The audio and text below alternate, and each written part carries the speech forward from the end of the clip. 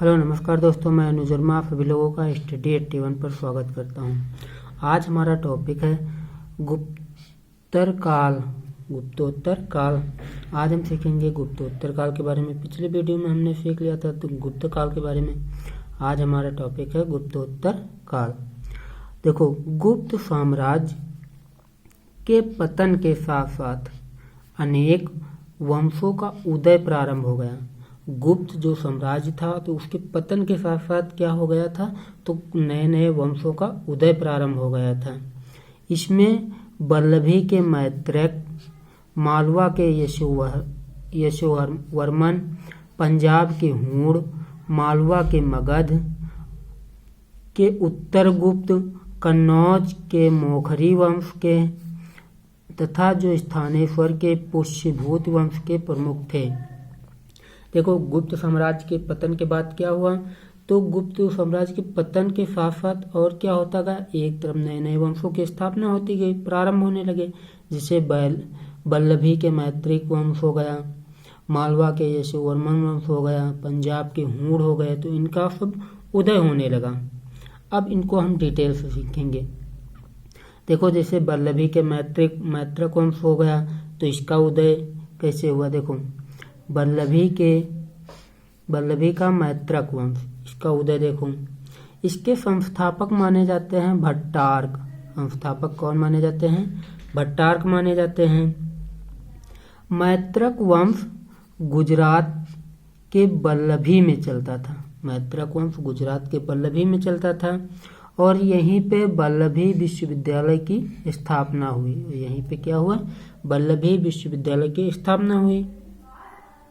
फिर भट्टार्क के बाद ध्रुवसेन प्रथम आता है, ध्रुवसेन के बाद ध्रुवसेन द्वितीय, फिर ध्रुवसेन द्वितीय जो हर्ष का दामाद था, जो हर्षवर्धन था उसका दामाद कौन था, ध्रुवसेन द्वितीय। अब देखो, चीनी यात्री इत्सिंग जो 671 ईस्वी में भारत आया था, तो इसने गढ़भूत और स्थिरमत की स्थापना की थी।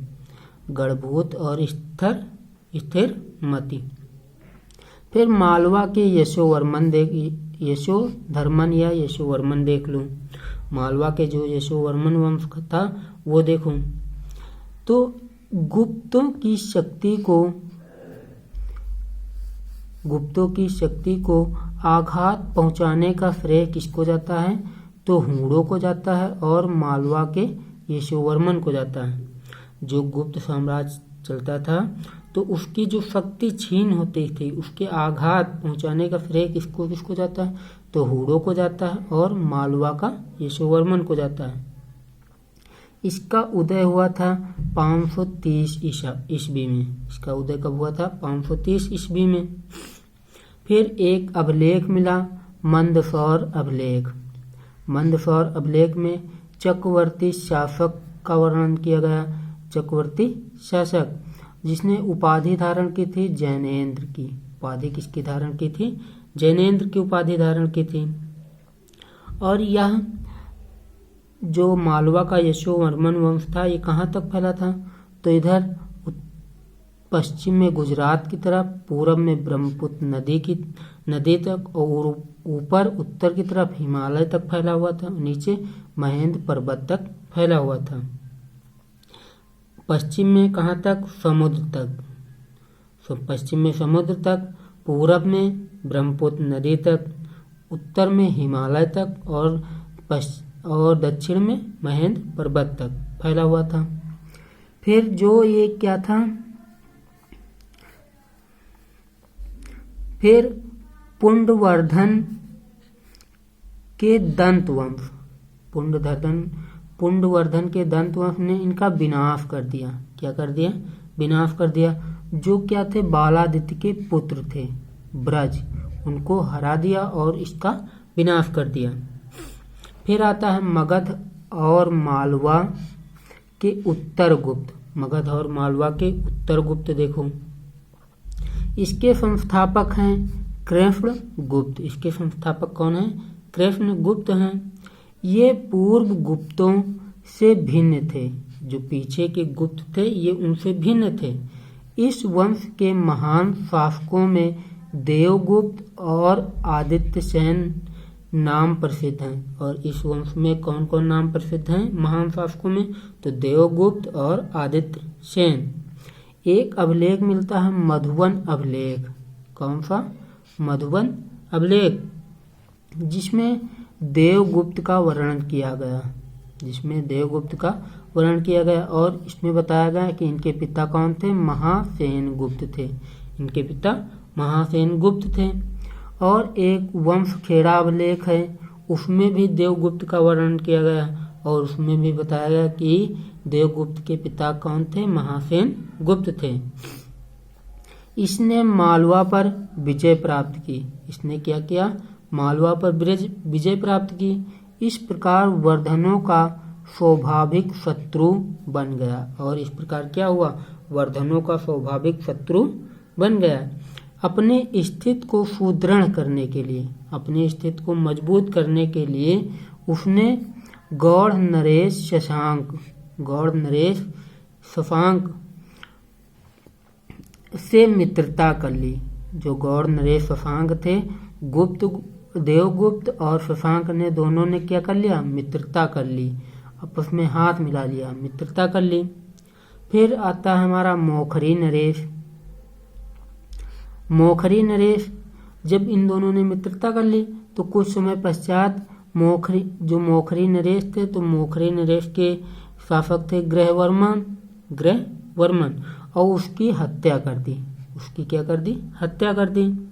तो कुछ समय पश्चात क्या हुआ? शशांक ने देवगुप्त की हत्या कर दी। शशांक ने देवगुप्त की हत्या कर दी। देवगुप्त ने शशांक की हत्या कर दी। शशांक ने देवगुप्त की हत्या कर दी। फिर और बाद में राजवर्धन की भी हत्या कर दी। और राजवर्धन कौन था? तो हर्ष का भाई था राजवर्धन। जो हर्ष के बड़े भाई कौन थे? राजवर्धन। इसकी भी हत्या कर दी। और इसमें जो अंततः क्या हुआ? हर्ष पराजित हो गया। और अंततः कुछ समय पश्चात हर्ष क्या हुआ? पराजित हो गया। फिर आदित्य सेन के बारे में देखो। आदित्य सेन, इसका टाइम पीरियड है 655 से 675 ईस्वी। 655 से 675 ईस्वी। इसने 3 अश्वमेघ यज्ञ करवाए। आदित्य सेन ने 3 अश्वमेघ यज्ञ करवाए। यह वैष्णव धर्म का उपासक था। इसके समय में चीनी राजदूत वांग हुएनत्से ने 2 बार भारत की यात्रा की थी। इसी आदित्य सेन के समय में कौन? वांग हुएनत्से ने 2 बार भारत की यात्रा की थी।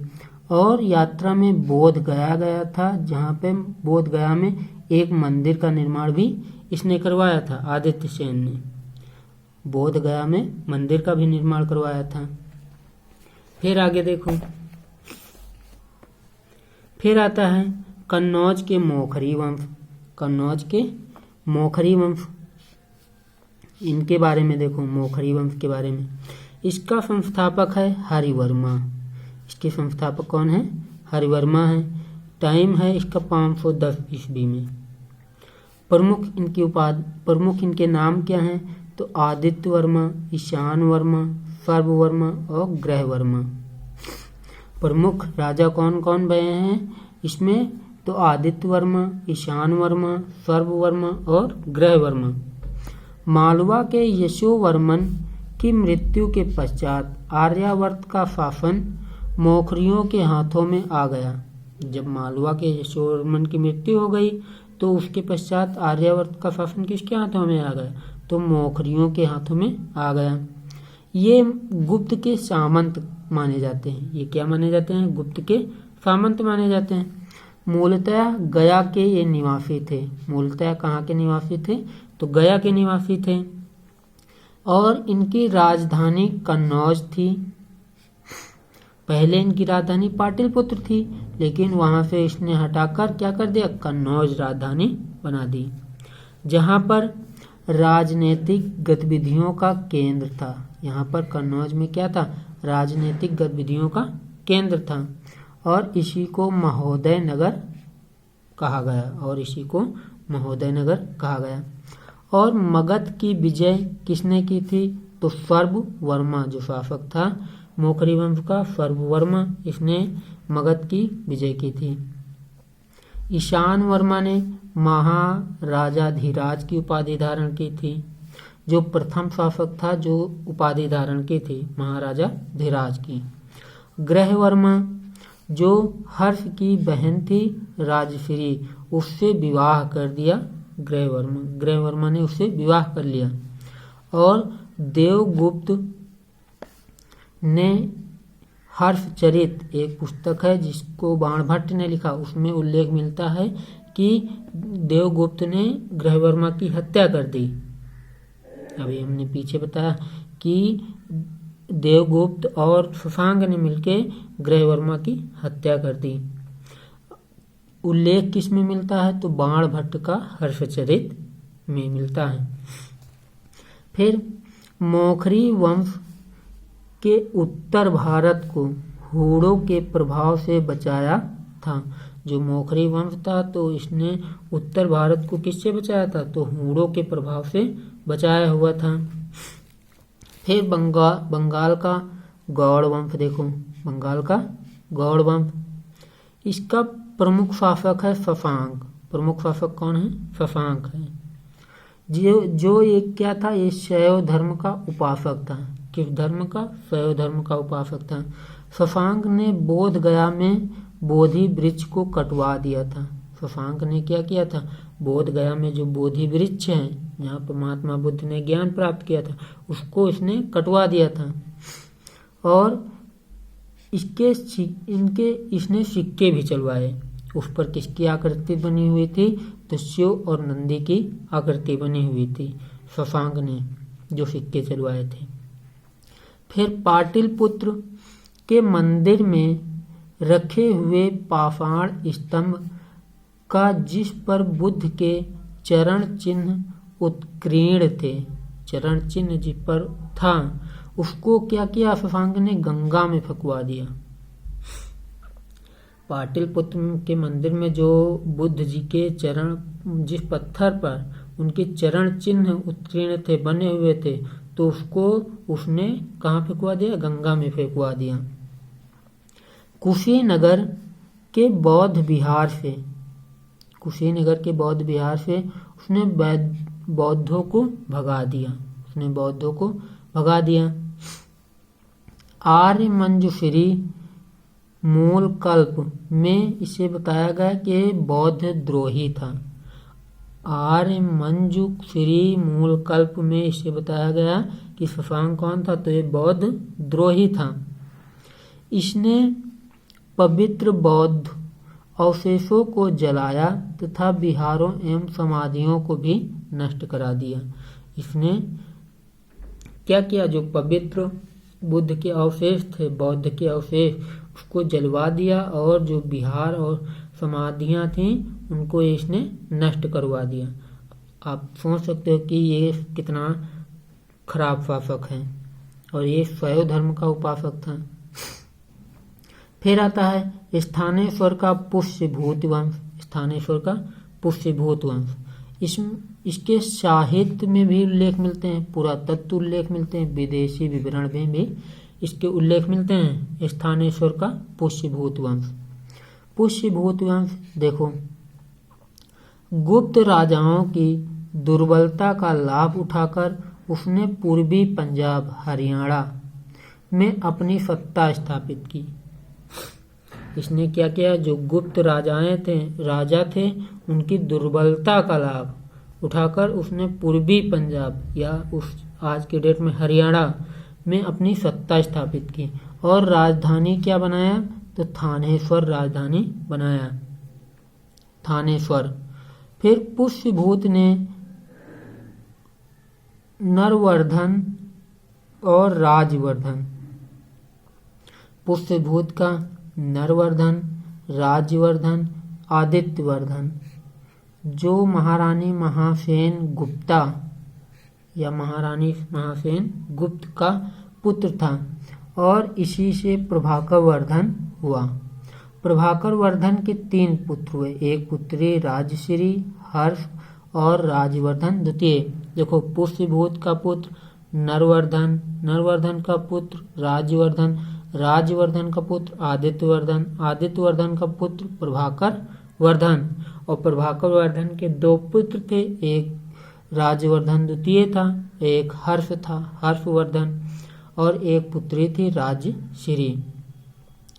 जो राजश्री थी उसका ये मौखरी रानी थी, मौखरी रानी थी, क्योंकि देवगुप्त से इसकी शादी हो गई थी। तो ये क्या थी? मौखरी राजधानी थी। सॉरी, देवगुप्त से शादी नहीं हुई थी, ये ग्रहवर्मा से शादी हुई थी जो मौखरी वंश का था और उसी की रानी थी। फिर आगे देखो,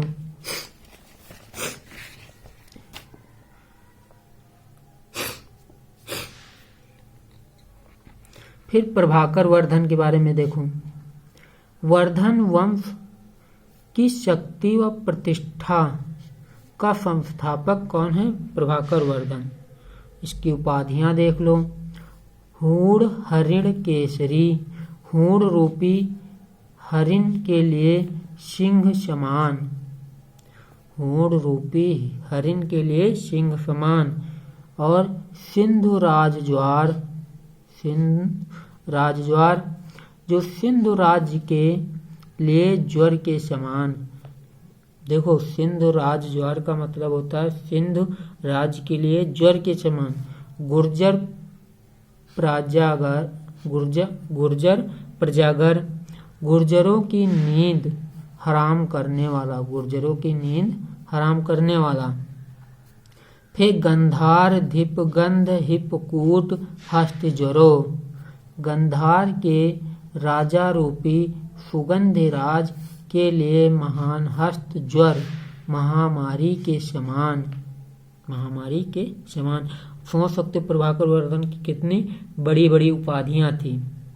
फिर लाट पटाव, लाट पाटो पाटचरो, चंचलता को नष्ट करने वाला, चंचलता को नष्ट करने वाला। फिर मालव लक्ष्मी लता परुष, मालवा की लक्ष्मी रूपी लता के लिए कुल्हाड़ी के समान।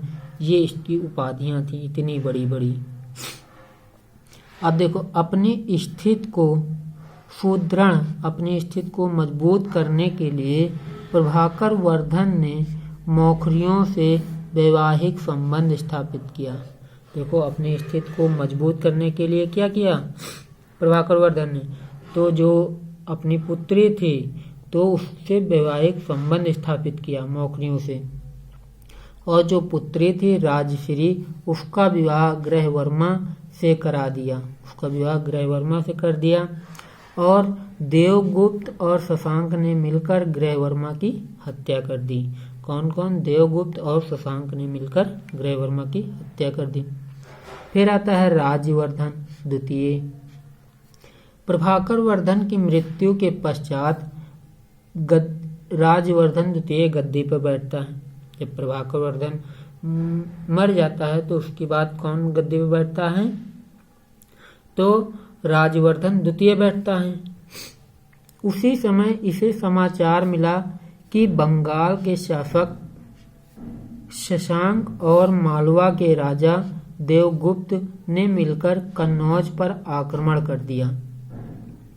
और क्या उसी समय जैसे वह गद्दी पर बैठा तैसे ही उसको समाचार मिला कि जो बंगाल के शासक शशांक हैं और जो मालवा के राजा देवगुप्त हैं, दोनों ने मिलकर किस पर आक्रमण कर दिया? कन्नौज पर आक्रमण कर दिया तथा राजश्री को कैद में करके ग्रहवर्मा की हत्या कर दी। और राजश्री को कैद में कर लिया और ग्रहवर्मा की हत्या कर दी। फिर 600 हर्षवर्धन जो 606 में प्राचीन भारत का अंतिम सम्राट, हिंदू सम्राट माना जाता है। हर्षवर्धन प्राचीन भारत का अंतिम हिंदू सम्राट माना जाता है। फिर जो साहित्य है हर्षचरित, हर्षचरित, जिसने बाणभट्ट लिखा है। और ये हर्षवर्धन के दरबारी कवि थे। बाणभट्ट हर्षवर्धन के दरबारी कवि थे, तो इन्होंने हर्षचरित लिखा है। फिर देखो, ऐतिहासिक विषय पर गद्य काव्य लिखने का प्रथम सफल प्रयास किया। ऐतिहासिक विषय पर सबसे पहले गद्य काव्य किसने किया लिखा? बाणभट्ट ने। किसके ऊपर? हर्षवर्धन के ऊपर। इसमें बाणभट्ट ने आत्मकथा लिखी। इसमें 8 खंड हैं, जिसमें से 3 जो खंड हैं वो आत्मकथा पर हैं और 5 जो हर्षवर्धन का जीवन चरित्र है उसके बारे में लिखा है। 5 खंड। देखो 8 खंड हैं, 3 खंड आत्मकथा के ऊपर हैं और जो 5 खंड है वो हर्षवर्धन का जीवन चरित्र लिखा है। हर्ष प्रारंभिक जीवन, राज्यारोहण, सैनिक अभियान, राजनीति, संस्कृत में रहता था। हर्षवर्धन क्या करता था? प्रारंभिक जीवन व्यतीत करता था, राज्यारोहण में भाग लेता, सैनिक अभियान को देखता था, राजनीति में भी रुचि थी, संस्कृति में भी रुचि थी। फिर बाणभट्ट ने एक किताब और लिखी थी, कादम्बरी जो बाणभट्ट ने लिखी थी। इसमें संस्कृत साहित्य का श्रेष्ठ उपन्यास माना जाता है। कादम्बरी क्या है? संस्कृत साहित्य का श्रेष्ठ उपन्यास है। यह हर्ष के सामाजिक और धार्मिक स्थिति का ज्ञान कराता। जो हर्षवर्धन का सामाजिक और धार्मिक स्थिति है उसका ज्ञान कराता है। हर्ष के स्वयं लिखे गए ग्रंथ, हर्ष ने स्वयं ग्रंथ लिखे हैं। कौन कौन? एक है प्रियदर्शिका, दूसरा रत्नावली, तीसरा है नागानंद। ये 3 ग्रंथ उसने स्वयं लिखे हैं। इसके दरबार में मयूर नामक विद्वान था। इसके दरबार में कौन था? मयूर नामक विद्वान था, जिसने कुष्ठ रोग ठीक करने के लिए सूर्य की उपासना की थी। जिसने कुष्ठ रोग को ठीक करने के लिए सूर्य की उपासना की थी, इसीलिए इसे मयूर शतक या सूर्य शतक भी कहा जाता है। और इसीलिए इसे मयूर शतक, देखो क्योंकि इसने सूर्य की उपासना की थी कुष्ठ रोग दूर करने के लिए, और इसीलिए इसको उपाधि मिल गई मयूर शतक या सूर्य शतक भी कहा जाता है। फिर देखो आगे, बस थोड़ा सा और बचा है।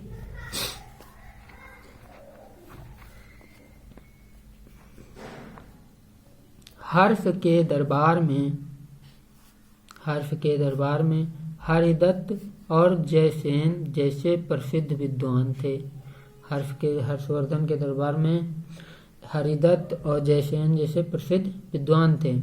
और ह्वेन-सांग जो 629 से 645 ईस्वी तक आया था। ह्वेन-सांग इसी के टाइम पीरियड में आया था, हर्षवर्धन के टाइम पीरियड में। 7वीं शताब्दी भारत आया तथा लगभग 15 वर्षों तक रहा। 7वीं शताब्दी में भारत यहाँ आया और यह लगभग 15 वर्षों तक रहा। उसने अपनी यात्रा स्मरण से शियुकी नाम से संकलित किया। उसने अपनी यात्रा को किस नाम से संकलित किया? शियुकी के नाम से। भारत की इंटू। अब देखो चीनी में शियुके हैं और इंडिया में भारत की इंटू। इसने उपाधि धारण की थी युआन चियांग, स्वानचांग, शाक्य मुनि, यात्रियों का राजकुमार, ये उपाधियां धारण की थी। फिर हर्ष को अपने फीसे या वैश्य जाति का बताया। हर्ष को उसने क्या बताया? ये फीसे या फिर वैश्य जाति का बताया। किसने? ह्वेन-सांग ने।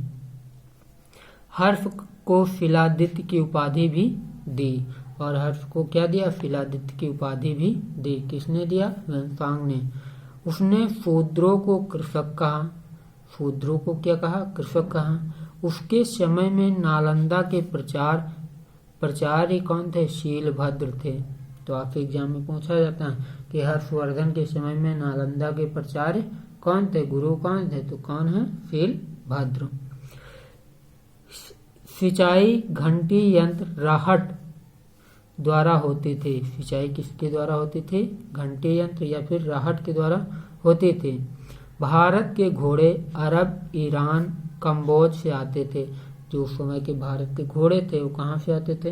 अरब, ईरान, कंबोज से आते थे।